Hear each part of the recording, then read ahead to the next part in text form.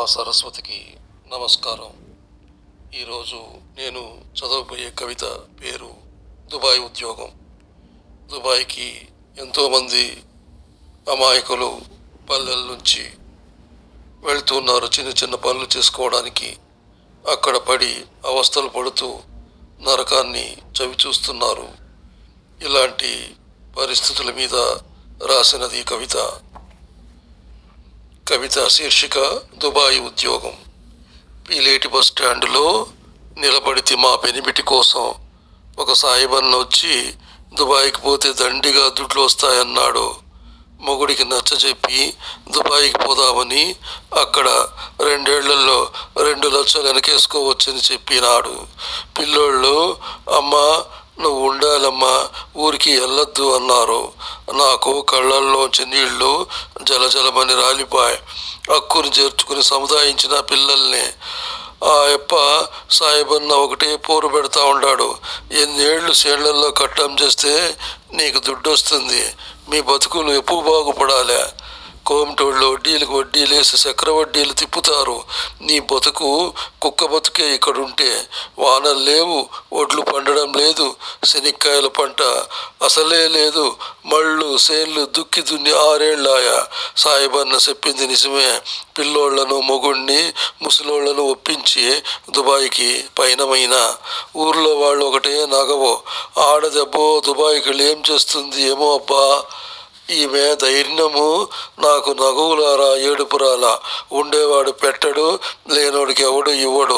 Government వాళ్ళు మాటలు చెప్తారే తప్ప పనికి రారు. గలీజు బతుకు. బతికిన 3 రోజులు రాజు రాణి మాదిరి బతకల్లా. అందరినీ ఒప్పించిన. తాలిబొట్టు ఎండికడియాలు 1/2 ఎకరం మడి అమ్మేసి 50 ఏళ్ళు సాయిబన్న చేతిలో పెట్టిన. సాయిబన్న నువ్వే దిక్కని చెప్పిన. సాయిబన్న కడప, హైదరాబాదు, బొంబాయి వెళ్ళి ఏదో పాసుపోర్టు పట్టుకొని వచ్చినాడు. నాకు భలే సంతోషం అయిపోయిండాది. తిరుపతి ఎక్కన్న మాదిరి కనపడినాడు నాకు ఆ సాయిబన్న. దుబాయ్లో ఉద్యోగం ఏదో షేక్ ఇంట్లో పనులు చేసుకోవాలంట. స్వామి దానికి మంచి ఉద్యోగం దొరికితే గుండు చేయించుకుంటానని మొక్కుకున్నాడు నా మొగుడు. బొంబాయికి వెళ్ళే విమానం ఎక్కిన. అదృష్టం అంటే నాదే. విమానంలో పోతా ఉంటే స్వర్గానికి పోతా ఉన్నట్లుండాది. దుబాయ్లో దిగిన. అక్కడ ఎవడో ఆసామి షేకిల్ని చూపించినాడు. మన భాష కాదు, మన ఊరు కాదు, మనోళ్ళు ఎవ్వరూ నాకు కనపడలా. గుండెల్లో భయ్యము.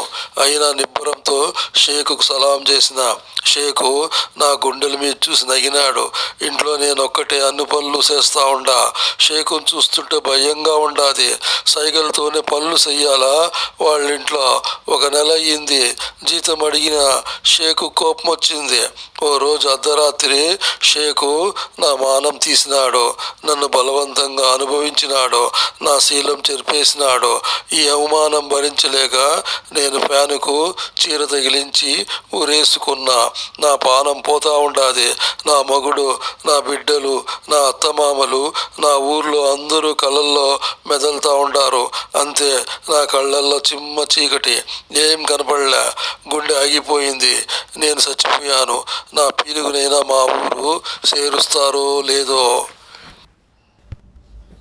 ఈ కవిత నా సముద్రఘోష అనే కవితా సంపుటిలో ప్రచురించాను.